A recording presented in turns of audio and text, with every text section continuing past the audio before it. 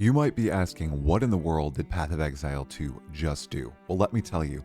They outlawed the idea of campaign skip ever coming into the game. They're proving that unique items in PoE 2 can actually be pretty sick, and they are allowing us to milk Atziri's considerable assets for multiple more leagues in a row with the implementation of the Vaal Temple into the core game with its own sick passive Atlas tree. Legitimately, Path of Exile 2 has a new teaser strategy this season. They are dropping news every single day, and if you can't keep up with it by following social media or all the videos swirling around out there, I have everything on my channel. We're going to go through all the news one by one, getting the highlights, getting the juice to you as we approach the massive launch of Path of Exile 2 0.5 Return of the Ancients on May 29th. As always, timestamps are in the description below. Make sure if you want to support the channel, like the video, subscribe, and leave a comment.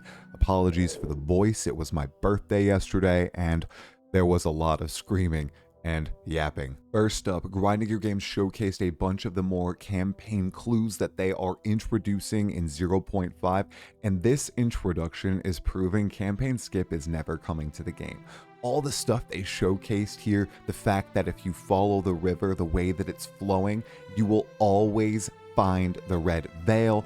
If you look for the runic wood right here, it'll lead you to the tree. All these little hints are going to smoothen the campaign process as long as the player is engaged in playing the game actively. This is going to turn campaign runs that might have taken 10 hours probably into 8 hours. It's going to turn my campaign probably from 7 to 6 or 5. And it is cementing they are never going to let us skip the campaign. And I do think that's a good thing. Lots of people are saying this is a band-aid fix. Every time I talk about the campaign clues, they say, oh my goodness, Grinding Your Games isn't putting in the effort to do what? To add the actual band-aid fix that a skip button would be. They are putting in real, actual effort to put in thematic clues to immerse people into the game more, but also improve the game experience. Sure, are some zones too big, even though we're getting campaign squishes incoming? Yeah, we're gonna have to see how it plays out in 0.5. But this is not the low effort fix. This is the high effort fix. Adding a basic skip, that is the crap solution. And some of these campaign clue things, like this ritual one, where when you finish a ritual, a whole bunch of locusts fly in fray form from one ritual altar to the next, also apply to endgame now. So when you finish a ritual altar in the end game, every locust will fly to the next nearest one, leading you to the next altar. That is a huge quality of life improvement. And in this video, additionally, they did highlight some clues that have been in the game since launch, such as the notes on the wall here leading to Balbala, but they have added further smoother skips. But in that Balbala example, now the other direction will always lead to the exit. This one right here is massive as well. In the Valley of the Ancients, you are now able to just TP back to the big head, which is now right at the start when you activate each rune. This is going to significantly lower the amount of time you are spending in these areas. However, you might notice we have not seen any of Act 3 yet, and I think Act 3 is the act in need of the most smoothening out. Well, not only have they smoothed out and added clues that we'll find out in game, and there are a couple in here that they already said in the live stream, they've also reoriented the layout of Act 3. So now you're accessing various areas from different areas than before. That should hopefully smoothen out, iron out the entire act. Just wins all around here, and I think with it, campaign skip has been outlawed. Next up, Grinding Your Games showed off 2 reworked uniques, Reverie and Hollow Mask, further committing to the fact that they are really trying to take a look at uniques and turn them into build-defining, interesting items that you'd rather equip over a rare item on most character builds. They don't want your entire character to be outfitted in pure uniques, but they want, I'd reckon, at least a unique or 2 on every single character to spice them up and to make them stand out from the rest of the pack. These both right here are fascinating in the fact that they are supportive uniques mostly. They're quite powerful, but they are meant to boost up allies and I guess buff yourself. But if you're wearing this stuff and if you're investing in these stats that you see right here, you're not going to be doing a lot of the damage. For Reverie, the first one, the body armor, that's a little bit different. This now makes it so your life flask is constantly applying to you, but you can't use your life flask yourself anymore. This makes for some pretty crazy regeneration potential. I can see maybe blood mages investing into this, but the big ticket thing on this item is the skill Rite of Restoration, which allows you to put down a massive field that buffs your defenses while you spend mana in it to a tremendous degree. Literally 56% more armor, evasion, and energy shield while you're standing in it using mana. That is a ludicrous amount of defenses, and if you're in party play, I mean, you could be the buffer, the Aura bot, and you could be making your companion massively tanky, almost fixing their defenses while they do all the damage. My mind instantly thought you could use this in minion builds as well, boosting up your minion while it does all the damage. And then there's this second item, the Hollow Mask, which increases reservation efficiency of remnant skills by a huge degree. We don't know what the roll range is here. We see 94% right here. It could have a massive roll range for the modifier, but this is huge. It also gives you the effect remnants you create affect allies in your presence as well as you when collected. This means minions and companions. So my mind instantly went to the Acolyte of Chayula, which focuses in remnants, and you'd be able to buff your companions and minions with added extra chaos damage as well as other defenses. You also get this skill right here, Wildwood's Gift, which cause remnants to have 95% increased effect. All these remnants right here, the Ancient Blooms, they are essentially filling your mana and life flasks and your charms consistently, and mixed together with this other unique, the life flask unique.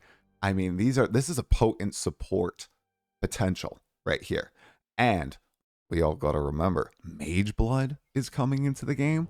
We don't really know what it's going to do, but I think it's going to interact with your flasks or your charms in some way. So maybe the Hollow Mask will match together with Mage Blood incredibly well. You can even see they're showcasing a supportive duo right there with these two things. This is obviously an Aura bot setup. So they are encouraging playing with co-op, especially with the new Atlas that does allow you to progress it with your co-op friends. And somebody did even correct me.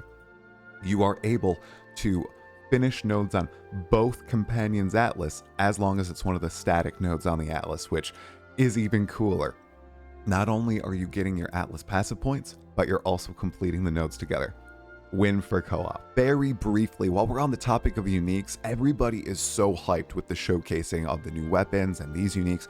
Someone on the last video, LXAXE, suggested these following uniques that I would love to see in the game. This is actually a sick response from this guy. He pitched 3 uniques: a quiver for throwing weapons, it disables spear and axe melee and buffs projectiles, a spear that is two-handed and only can be used in melee and has more reach, and then a one-handed crossbow that cannot use grenades but can be used together with quivers, scepters, and shields. I had to shout out that comment. Those ideas are awesome. I really want one-handed crossbows in the game so you can go Van Helsing and just go.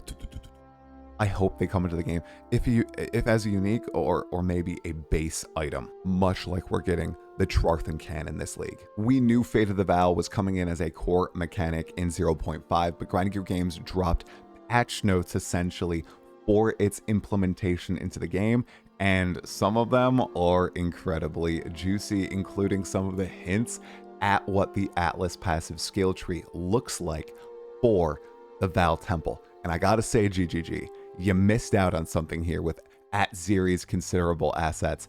This 100% should have 4 notes, not 3 notes. If you know, you know. And let's be real, all of us know. Then we also have Transcendent Progress, which allows temple rooms to be upgraded to tier 4, and with the juicing of rewards as a base in all the rooms because snaking is dead, That's gonna be pretty sick. There will also be temple precursor tablets that guarantee Vaal beacons in your map if you want to purely focus on 0.4's League. Vaal infusers could only work on armor weapons before. Now they can work on jewelry, and you can use them with a catalyst to giga buff your jewelry. We all get the maximum crystal cap of 60 and medallion cap, so there's no meta progression of this league. We just are able to progress up to this number of temple building things instantly. And we're going to start finding this in Act 3, and it's done the same way it was in 0.4. We do those beacon encounters, and we build the temples slowly but surely. And of course, there is a dedicated region to the Vaal Temple on the Atlas map. A lot of the predictions, including a shrinking of the temple, did not come true. It looks like they've just massively improved the rewards of all of the individual reward rooms, and they have killed snaking. I also hope there's like Uber Atziri or a real juiced up Atziri, so I get to actually experience the fight I never really got to in 0.4. She just died so fast. Additionally, I will be doing an Act 1 speed race against my brother live on stream, casted by Crimson Cast on Monday night. I've been speedrunning Act 1. Okay, I've done it twice, and I gotta say, everybody, it is the most fun I've had in Path of Exile 2 in a long time. The fact that you're under-leveled, you don't have as many items, and you're fighting these bosses at that level means that the game feels much more challenging, more akin to 0.1. I've speedrun Act 1 twice, both times super fun. First time, couldn't kill Geonor, I was level 8. Second time, I was level 12 when I got to Geonor, and well, I figured it would be kind of fun for people who don't watch the stream to put literally just a 1.5 minute highlight reel of what happened in this video to close it out. So I'm gonna do just that. Thank you all so much for watching. I hope you enjoyed this right here. I reckon give it a chance. It might be entertaining. It might entice you to come and watch the stream sometime. Watch me play some Path of Exile 2 instead of talk about it. I do know this is talkative try, so most of the channel is talking, but you know, give the gameplay a chance. Thank you so much for watching. Let's get to the highlight reel. And then I think I'm going to do an Act 1 speed run. The only goal in this zone is to not die to wolves again. I literally am going to die to wolves. I literally am going to die to wolves. I'm not going to die to wolves. Oh my gosh. Oh, I just got a rare hammer. All right, we good. A one up dad bod moment here, guys. I'm sorry. Oh my gosh, I almost spoke too soon. Wouldn't that have been hilarious? Ah! Ah! Ah! I did it. Oh, uncut skill gem, lesser desert ruin, pathfinder coat. Why are you throwing away the forge maul? I'm supposed to keep the forge maul that I just threw out. Oh! No! Oh my goodness, guys. Okay, so I haven't even checked my time yet. I have no idea what I'm at, but I'm pretty confident I got this. I haven't even used a single health potion. Oh, what? You don't need a shield. Just walk out of the way. Oh my god. Dude. Are you kidding me? Did I just let that happen? Dodging is totally a bait. Oh my god. No! Dude! I think I have to kill the wolves. Yeah, and then just rolling slide once there are a bunch of them. Dude, this is so bad. I cannot believe this is happening. You took no damage the entire time. Ability that Beams. That one. Oh no. We're fine. Easy. Okay, this should be it. Got it. Oh, there we go. Oh, okay. Got that slash blade, brother. There we go. 53:27. Let's go, boys. How does it feel to be officially fast? I feel good. I feel that you're right. I should have just stayed calm during those first 4 attempts. I think, what, 4 attempts, dude? That's so much fun.